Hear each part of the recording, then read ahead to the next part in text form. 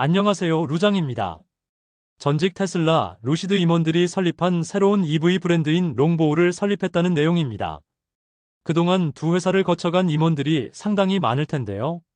이들은 자신들만의 EV를 선보이기 위해 모여서 차량을 제작했지만 과연 이 힘든 시기를 잘 버텨낼 수 있을까요?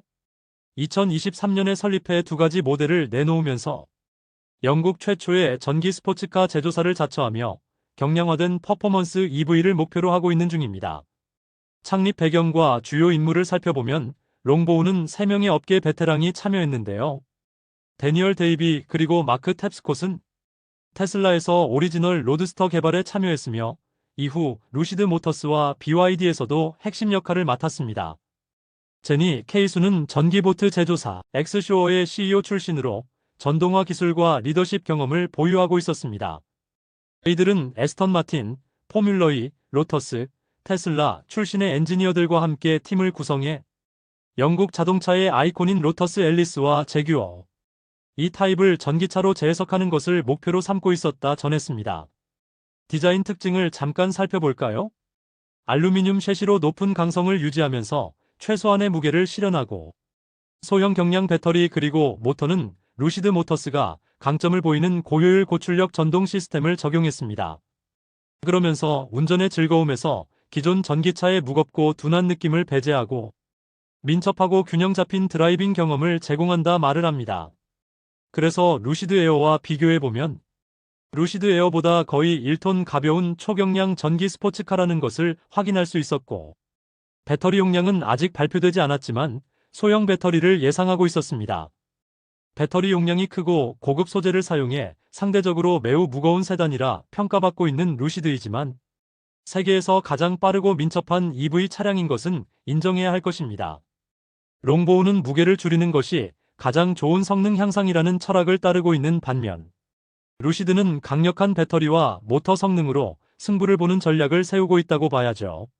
995kg 미만의 무게 덕분에 가속이 빠를 가능성이 높아 보이면서 3초대를 예상하고 있지만 에어 사파이어는 1.89초로 세계 최강임을 증명했습니다. 무게만 가볍다고 해서 차량이 빨라지는 것이 아니라는 것입니다. 그렇지만 가격이 상당히 차이가 난다는 점이 가장 눈에 띄입니다. 그러면 왜 EV 시장이 성장세 둔화, 원자재 비용 상승, 충전 인프라 문제, 수익성 악화 등 여러 도전에 직면해 있는 어려운 시기에도 불구하고 롱보우가 전기 스포츠카를 개발한 이유는 무엇일까요? 운전의 즐거움을 살린 새로운 전기차 시장을 개척하고자 하면서 현재 EV 시장은 SUV와 대형 세단 위주로 형성되어 있으며 대부분의 전기차가 중량 증가와 운전의 재미 부족이라는 문제를 안고 있다 하지만 그래비티의 역동적인 모습은 다들 보셨듯이 다시 한번 최고의 SUV를 탄생시켰습니다. 기존 전기 스포츠카인 테슬라, 로드스터, 리막 4배라는 극단적인 고성능 하이퍼카에 초점을 맞춘 반면 롱보우는 순수한 운전의 즐거움과 접근 가능한 가격을 강조하고 있는 것입니다.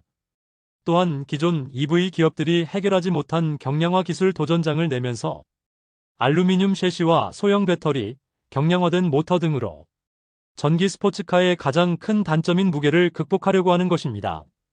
과거 테슬라, 루시드 등에서 경량 전동 시스템 개발, 경험이 있는 창립자들이 모였다는 점도 강점으로 꼽히고 있죠.